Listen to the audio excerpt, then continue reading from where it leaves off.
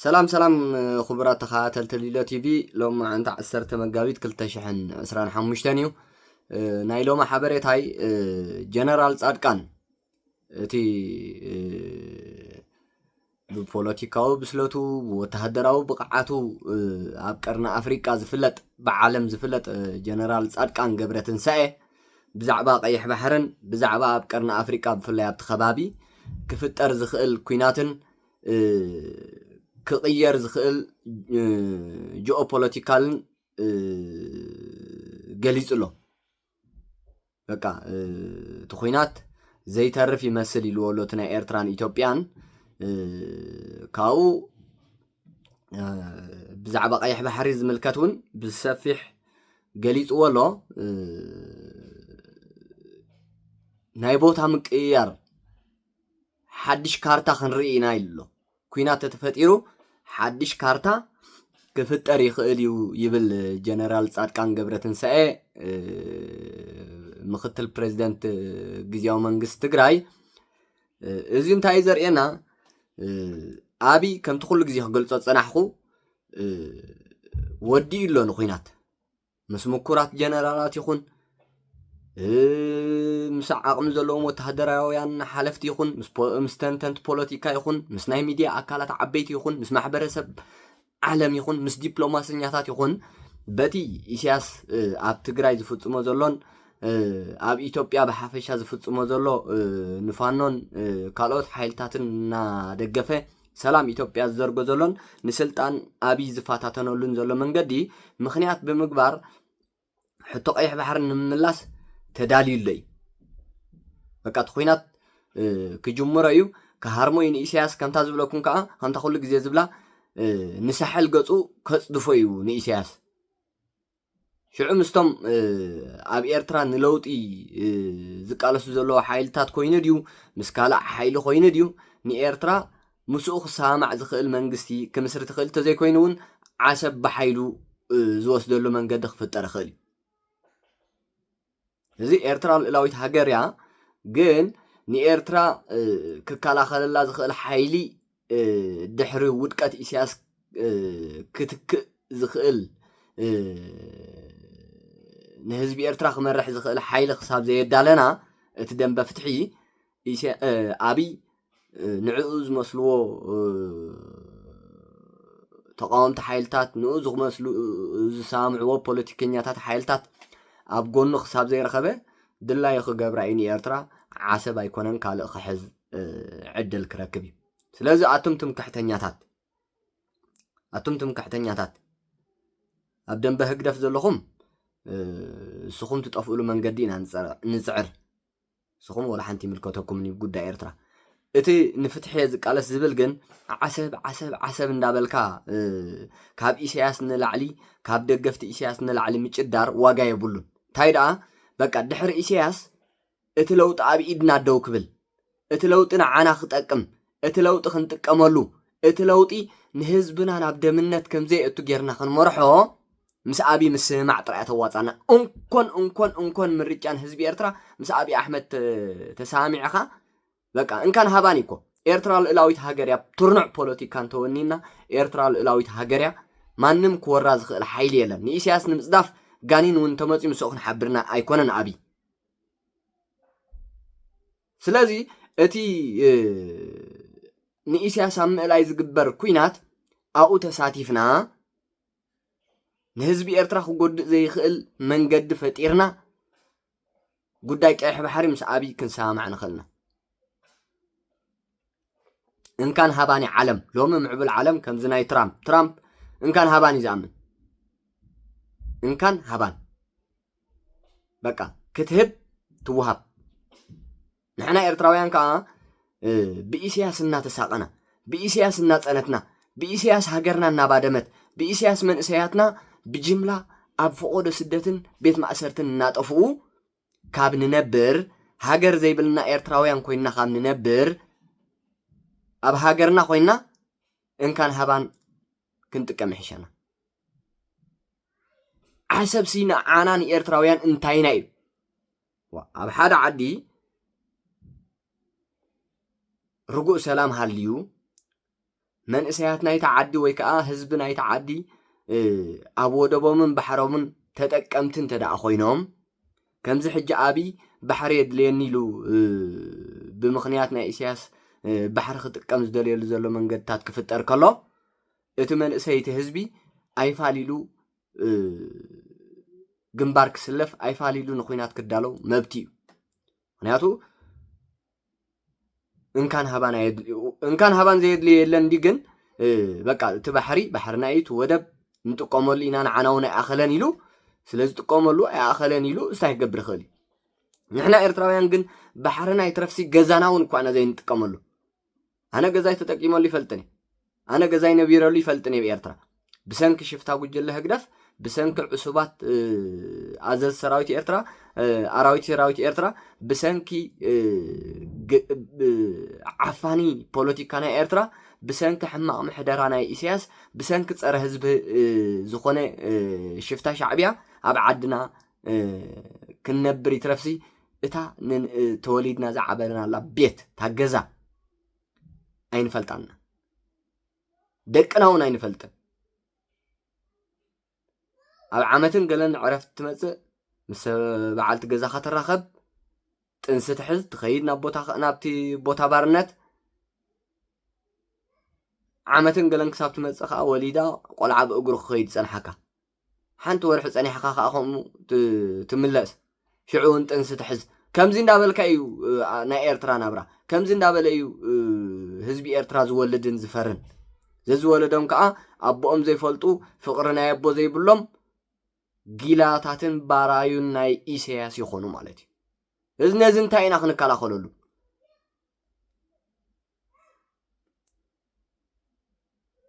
ወደብ ዓሰብ ዘይንጥቀመሉ ወደብ ባፅዕ ዘይንጥቀመሉ ሕሰብዎ እሞ ካብ 94 93 ከባቢታት ካብ 92 ከባቢታት ክሳብ ኩናት ዝጅመር ኢሳያስ ዝወልዖ ኩናት ክሳብ ዝጅመር በዓል 97 98 ወደብ ናይ ኤርትራ ክልቲዩ ባፅዕ በልዎ ዓሰብ በልዎ ረጋቢት እኳ እየን ኣብቲ በቃ እቲ ቦታሲ ይትረፍ ሰብሲ ሰብ መሊዑ ለቕሊቁስ መራኸብ መሊአን ኣቕሊቐንሲ ረጋቢት ከይተረፈት መሬት ናይ ወደብ ዓሰብ ይኹን ናይ ወደብ ባፅዕ እግርኻ መርገፂ የብልካን ብረጋቢት መሬት ምክንያቱ በቃ ፖርት ኤክስፖርት ስለዝገብር ክልቲኡ ወደብ ብእኽልን ብጥረምረን ብኻልእ ነገራትን ብነዳድታትን ኩሉ ሙሉእ እዩ ኩሉ ግዜ በቃ ከምዚ ሰርክል ይሰርሕ ስለዚ ዘን ረጋቢት እዚአን እኽሊ ውዳቕ ዝፈሰሰ ገለመለኽ በልዓት መሬት መርገፂ ዝበሃል ይብሉን ሎሚ ኤርትራ ይትረፍ ሰብሲ እዘን ረጋቢት እዚአን የለዋን ኣብቲ ወደብ ናይ ኤርትራ ኣባፅዕ ይኹን ዓሰብሲ ሓንቲ ርግቢት ኣይትርእን ኢኻ ምክንያቱ እንታይ ክበልዓ ገረውረው ዝበለ ወደብ ባፅዕ ገረውረው ዝበለ ወደብ ዓሰብ እንታይ ዝብልዑ ዘለዎ ይትረፍ መንእሰይሲ ይትረፍ ህዝቢሲ ረጋቢት እውን ንስም የለዋን ኣብዚ ወደብ እዚ እንታይ ክበልዓ ንጅቡቲ ኸዳ ንየመን ኸዳ ኣብኡ ኣብቲ 24 ሰዓት ብዘይ ምቁራፅ ዝሰርሓሉ ወደብ ኣብኡ ኸይደን መግብታተን ይበልዓ እምበር ኣብ ኤርትራ እንታይ ክበልዓ ኣብ ወደብ ዓሰብን ባፅዕን ይትረፍ መንእሰይ ኤርትራሲ ርግቢት እውን የብሉን ዝኽልተ ወደብ ርግቢት ኣዕዋፍ እውን ኣዕዋፍ የብሉን ዝኽልተ ወደብ ስለዚ ንስኻ ንዘይትነብረሉ ንስኻ ንዘይትጥቀመሉሲ እንታይ ኢኻ ሽፍታ ሻዕብያ ክትከላኸለሉ ከይትጥቀመሉ ኣሳዲድካ ከይትነብረሉ ዓዲ ኸሊእካ ከይትወልድ ከይትዝምድ ኣምኪንካ ኣብ ዝደለየ ኩናት እናእተወ እናጠበሰ ባርያ ጌርካሲ ሞት ከልቢ እናገበረሲ እንታይ ኢኻ ክትከላኸለሉ ንሽፍታ ሻዕብያ ብዘይጠቅም ናቱ ባርያ ክትከውን ዋላ ብስደት ኮንካ ስለዚ ኣብይ እንተወሪሩ ንኢሳያስ ከጥፍእ ኢሉ እንድሕር ደኣ ዶብ ሰጊሩ ንሕና ኣብ ጎኒ ኢና ንኸውን ኣብ ጎኒ ኮይና ፖለቲካና ክንመርሕ ኢና ዝመፅእ ለውጢ ክንጥቀመሉ ኢና ክንመርሖ ኢና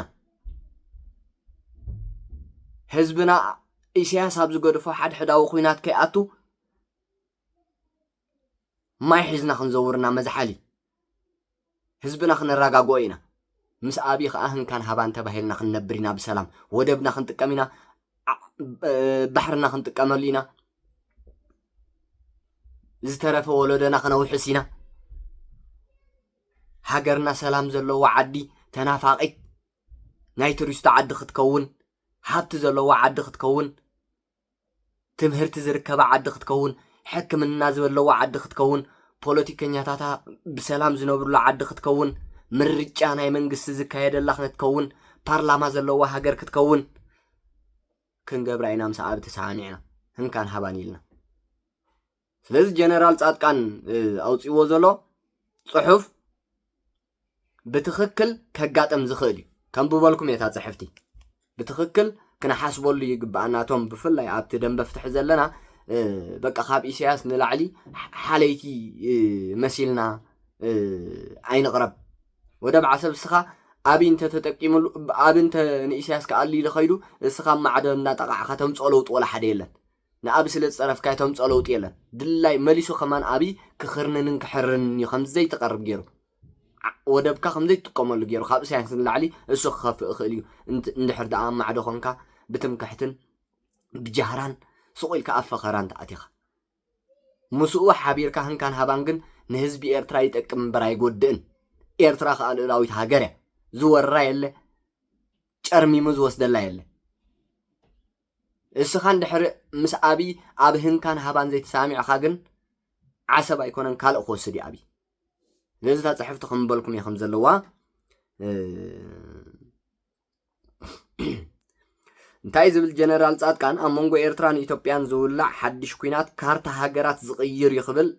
غليصلو كارتا هاجرات كقير مالت ريهم نعاهم يطفعكم امونغو ايرتران ايثيوبيان زولع حدش كوينات اصطتا قيح بحرن زواقرن افريكان كبيت صعبينات كم زهلو ايو جنرال صادقان غبرت ساي غليص زلو اتا ابال كابينه غيزياو ممحدار تግራይ ዝኾነ ጀነራል ኣብዘውጾ ጽሑፍ ትግራይ ዳግማይ ናብ ዓውደው ከይትምለስ ዘለዎ ስጋቱን ኣስፊርሎ ምክንያቱ ኣቢ እንድሕርዳ ምስ ኢሳያስ ገጢሙ ኢሳያስ ከዓ ነቶም ኣብ ትግራይ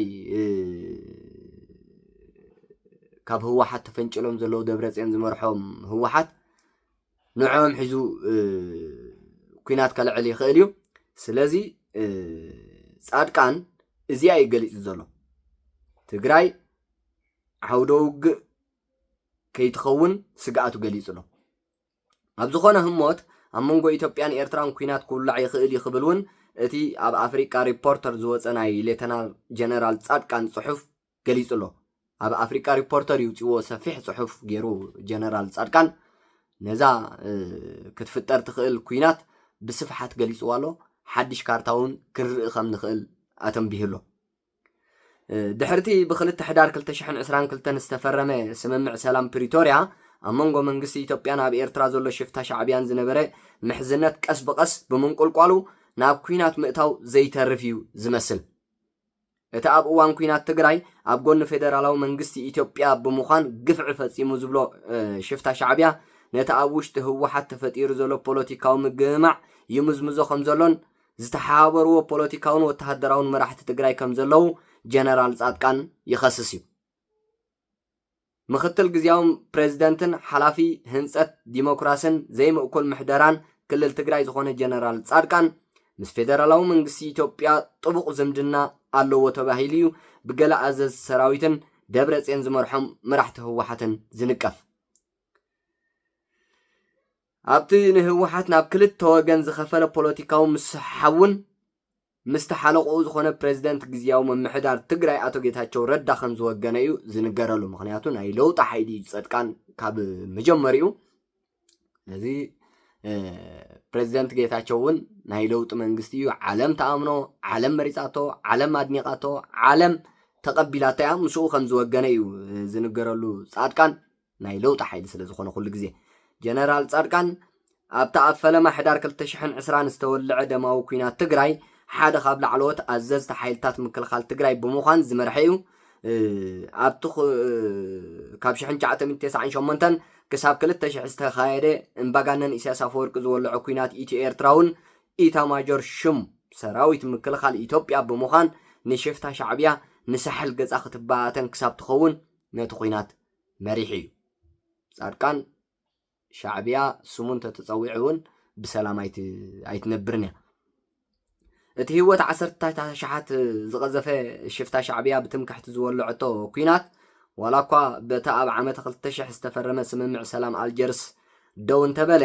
ክልቲአን ሃገራት ንዝቐጸለ ኣስታት 2 ዓመታት ኣብ ኩነተ ኩናት እየን ነይረን ክሳብ ከረምቲ 2018 ማለት እዩ ነዚ ብዙሕ ኩናት ዝረኣየ ጀነራል ኣብ መንጎ ኣስመራን ኣዲስ ኣበባን ዝህሉ ሓድሽ ኩናት እውን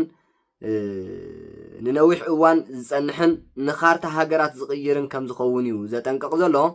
ዝኾነ ኣብ መንጎ ክልተ ሃገራት ዝህሉ ኩናት ነዊሕ ክወስድ ተኽእል ኣለዎ ዋላ እኳ ክልቲኦም ወገናት ሓጺርን ወሳንን ምዃኑ ክነግሩኻን ከእምኑኻን ተፈተኑ ማለት እዩ ክንዲ ዝወሰደ ግዜ ይውሰድን ብኸመይ ይካየድን ብዘየገድስ ግን ኣብቲ ዞባ ሓያለ ዕናዊ ውፅኢታት ክህልዎ ይኽእል እዩ ክብል ጀነራል ጻድቃን ገሊጹ ኣሎ እቲ ኩናት እዩ ማለት እዩ ምክንያቱ ክልቲኦም ተዋጊኦም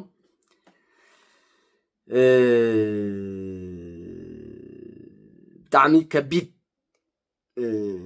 ኩናት ክካየድ ይኽእል ከቢድ ሳዕቤን እውን ክህልዎ ይኽእል ከም መግለፂ ናይ ጀነራል ጻድቃን እዚኣ ብጣዕሚ ሓደገኛ እያ እቲ ኩናት ደው ምስ በለ እዚ ሕጂ ንፈልጦ ጂኦግራፊ ሃገራት ብኸምኡ ኣይክቕፅልን ይኽብል እውን ጀነራል ጻድቃን ተንቲኑ ኣጠንቂቑን እዩ ምክንያቱ መሓዝ ካርታ ዓሰብ ዘለዎ ንኢትዮጵያ ስለዚ ካልእ ካርታ ክንርኢ ንኽእል ኢና እንድሕር ደኣ እቲ ኩናት ተጀሚሩ ኢሉ ኣሎ እዚኣ ከይትኸውን ደንበ ፍትሒ ናይ ኤርትራ ኣብ ጎኒ ኣብ ኣሕመድ ኮንካ እንካን ሃባን ዘለዎ ዲፕሎማሲ ምስራሕ ጥራሕ በቃ ሓንትን ካልእ እንተኾነ ግን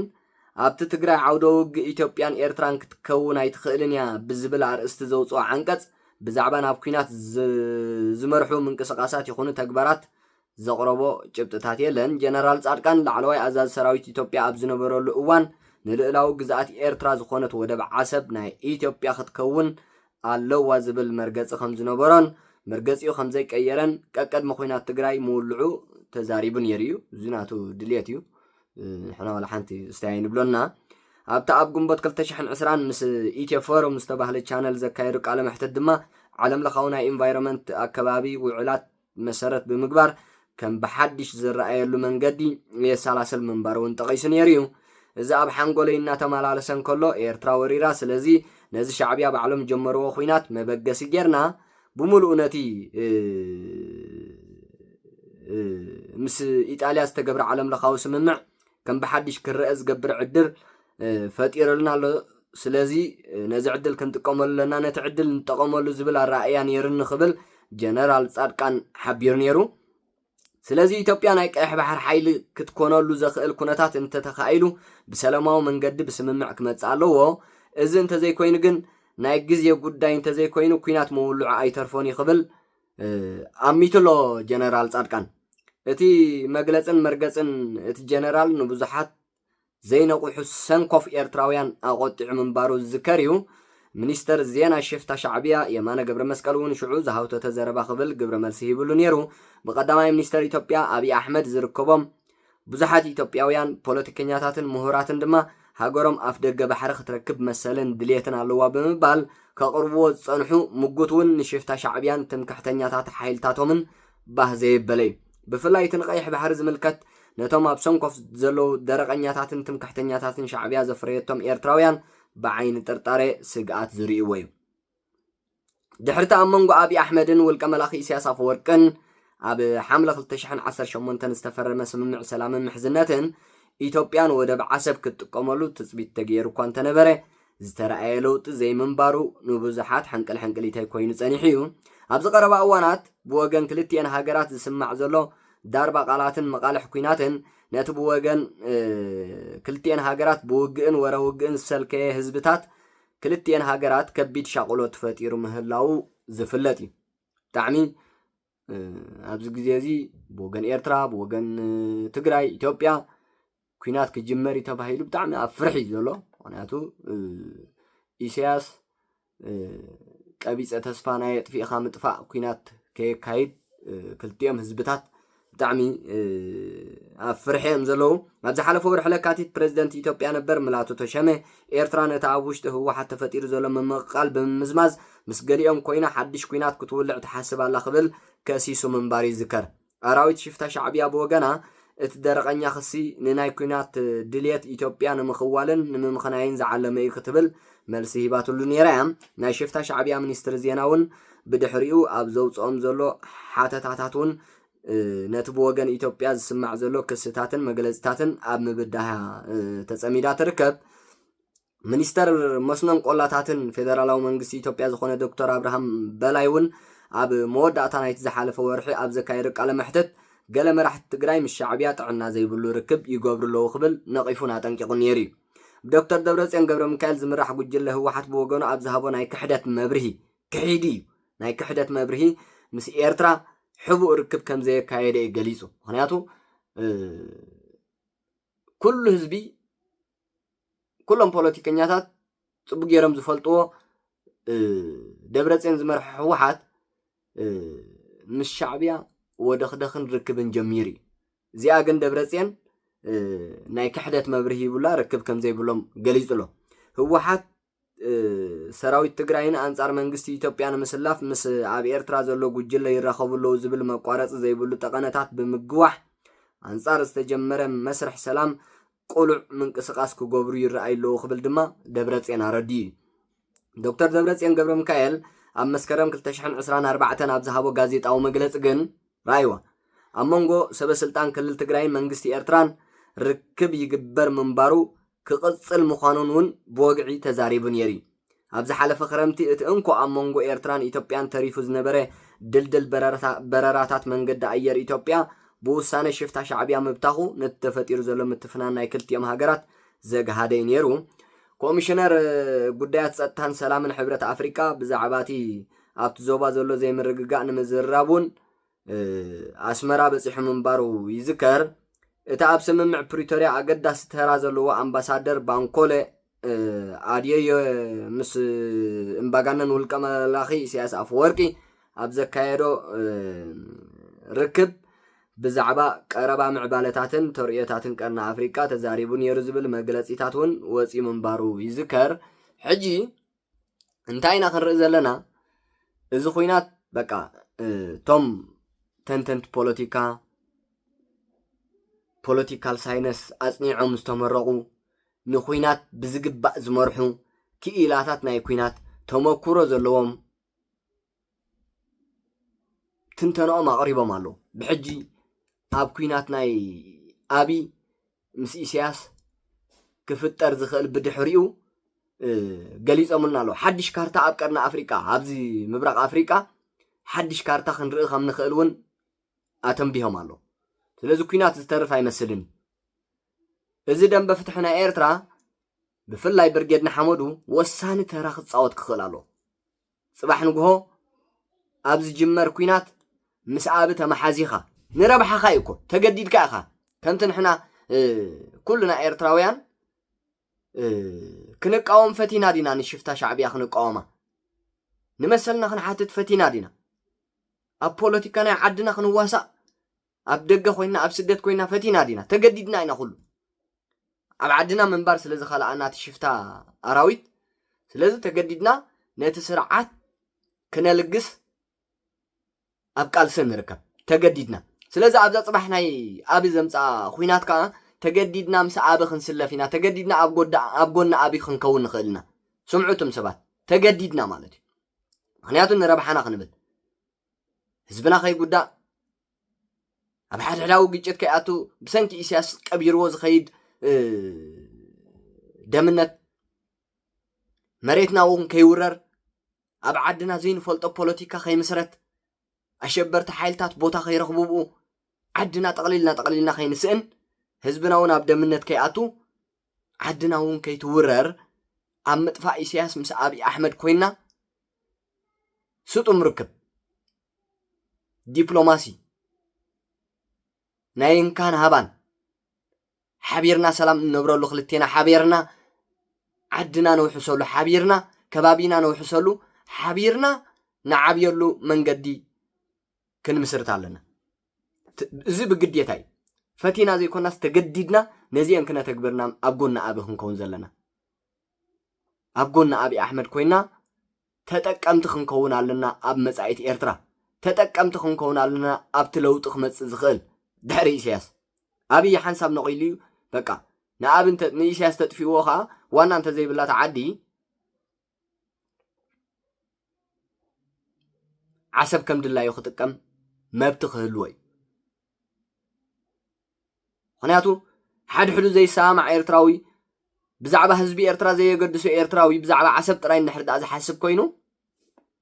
ጽባሕ ንግሆ ነቲ ዝፍጠር ሓድሕዳዊ ግጭት ንሱ መራሒኡ ክኸውን እዚ ሕጂ ብትምክሕቲ ሰኺሩ ዓሰብ ዝብል ዘሎ ሓንቲ መዓልቲ ብዛዕባ ህዝቢ ኤርትራ ከምዚኣ ኢሉ ጨዲሩ ዘይፈልጥ ብዛዕባ ወፃዓ ህዝቢ ኤርትራ ከምዚ ሕጂ ዓሰብ ኢሉ ዝፍክሮ ዘሎ ከምኡ ፈኪሩ ዘይፈልጥ ሕብረተሰብ ወይ ከዓ ደንበ ፍትሒ ጽባሕ ንግሆ ብሰንኪ ስንፍንኡን ትምክሕቱን መሬቱ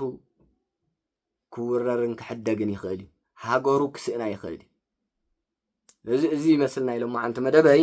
ኣብ ናይ ጽባሕ መደብና ወይ ኣብ ናይ ምሸት መደብና ክሳብ ንረኸብ ሰላም ምሳይ ስለ ዘምሰኹም ካብ ልቢ ዘመስግን የቐኒየለይ